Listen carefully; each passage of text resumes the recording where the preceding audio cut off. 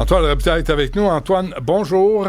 Bonjour Benoît. Alors, c'est quoi le problème si Mark Carney, au nom du Canada, dit appuyer les frappes contre l'Iran de Donald Trump et d'Israël? Il a appuyé sans nuance hier. Hein? Il a repris finalement des propos qui nous semblent très sensés. La République islamique d'Iran est la principale source d'instabilité et de terreur au Moyen-Orient.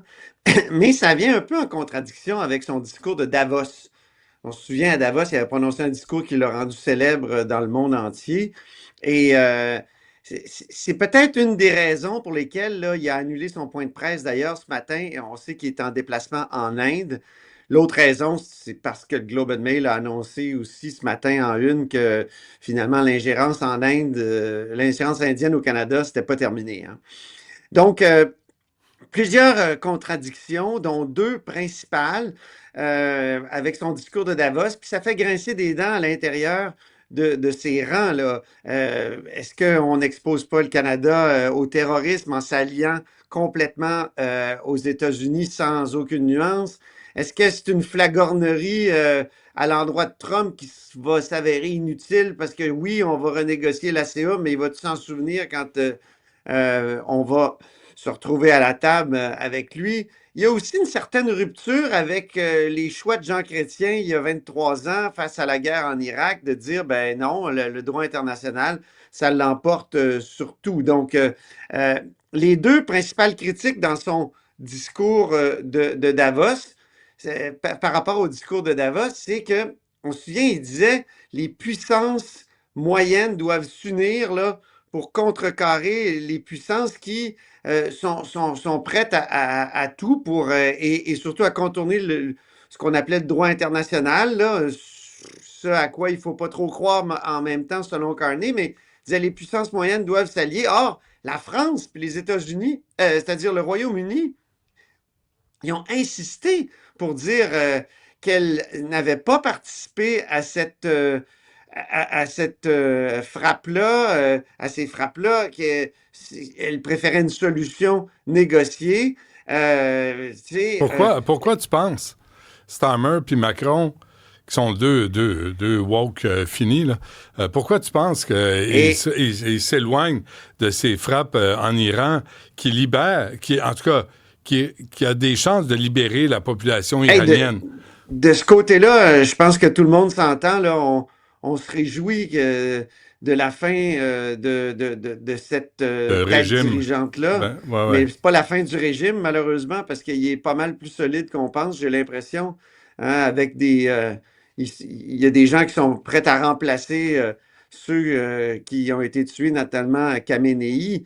À la tête, l'ayatollah qui était à la tête, mais c'est parce que il y avait dans le discours de Davos aussi cette idée qu'il fallait, oui, être réaliste, mais il fallait que ça soit fondé sur des valeurs. Puis, il disait, les valeurs, c'est notamment l'interdiction du recours à la force, sauf dans des conditions prévues par la Charte des Nations Unies.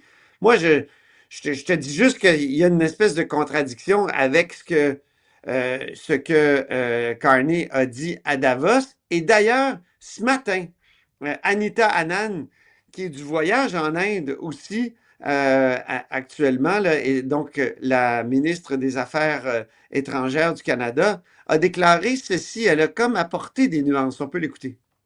First and foremost, Canada wasn't involved. We weren't notified, and we do not have an intention to be involved in any military strikes or operation. We share the concern of the United States and many other countries relating to Iranian nuclear proliferation. And in fact, we've called on Iran for a number of years to cease proliferating. Pour résumer, là, elle dit on n'a pas été averti, on n'a pas participé. Donc ça, c'était un élément qui manquait et qui contrastait avec les déclarations de la France et de la Grande-Bretagne, les fameuses puissances moyennes avec qui il faudrait s'allier dans l'avenir. Puis là, as-tu entendu ce qu'elle dit après? Ça apporte une certaine nuance. Mais ce qu'elle dit après, c'est depuis des années, on est préoccupé par le développement du programme nucléaire. On en a parlé avec l'Iran depuis des années. qu'est-ce que tu penses que l'Iran répond au Canada quand le Canada se dit préoccupé par le développement? Ben, ils rient de nous autres, ils continuent, c'est sûr. ils font ce qu'ils Mais veulent. non. Mais ils répondent à quoi? Ils répondent à la violence. C'est un régime d'islamo-fasciste. Ils répondent à la bien violence. Fait que, tu sais, là, le Canada, il dit, on est d'accord, mais mon Dieu, on veut pas s'en mêler. Plus tard, elle allait même parler d'une solution négociée. Écoute. Hey, négocier. Et je sais que la France et la Grande-Bretagne ont dit ça. Mais tu sais, toute la question aussi, c'est pourquoi attaquer maintenant?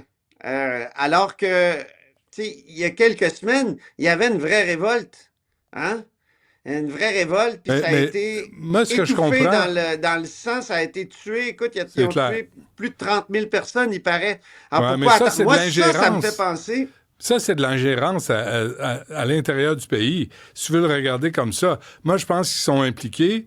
Le prétexte, je te dis pas que c'est ça, mais ils se sont rendus compte que l'Iran a menti depuis 2015 sur le développement du programme nucléaire. Et ils cherchaient à avoir de l'uranium enrichi pour construire des bombes nucléaires, pas pour faire de la télémédecine. Ça fait longtemps qu'on le sait. Ben oui.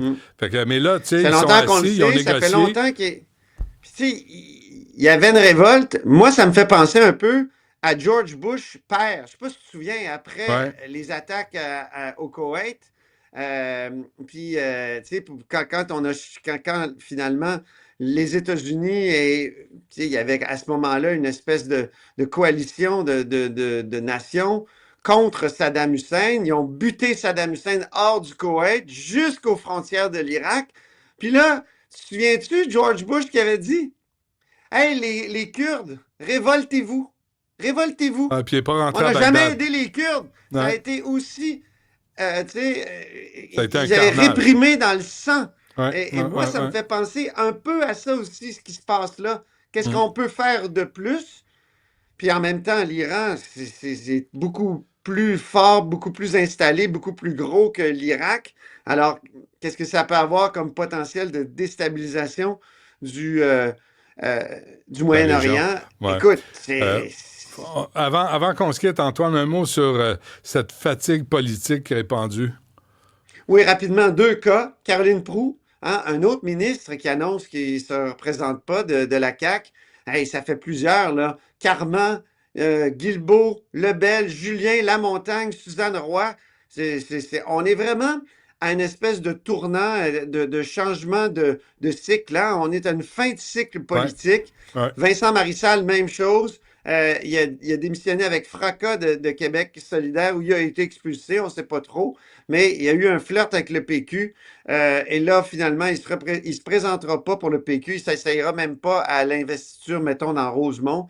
Et on comprend pourquoi. Écoute, au PQ, moi, je suis allé au congrès là, il y a 2 semaines là, ou 3 semaines à Saint-Hyacinthe. Je veux dire, les militants du PQ puis les militants du coin aussi voulaient rien savoir de Vincent Marissal. Donc, M. Marissal a décidé de je ne sais pas s'il va te donner une entrevue, là, mais il m'a pas répondu. De faire autre chose. Non, c'est ça, je l'ai contacté bonjour, plus Cybèle, tôt. oui. Allô, Antoine, ben oui, c'est ça, j'ai pas eu de nouvelles. Il n'a pas répondu. Il n'a pas répondu. Il n'a pas répondu. Gaston, il y a le téléphone qui sonne, mais il n'y a jamais personne qui répond. Il dit qu'il y a des projets d'écriture. Bon, ben on lui souhaite. Parfait. Antoine, merci de l'accommodement d'horaire pour aujourd'hui. On va refaire ça à la même heure demain, comme prévu. Merci, Antoine. Salut.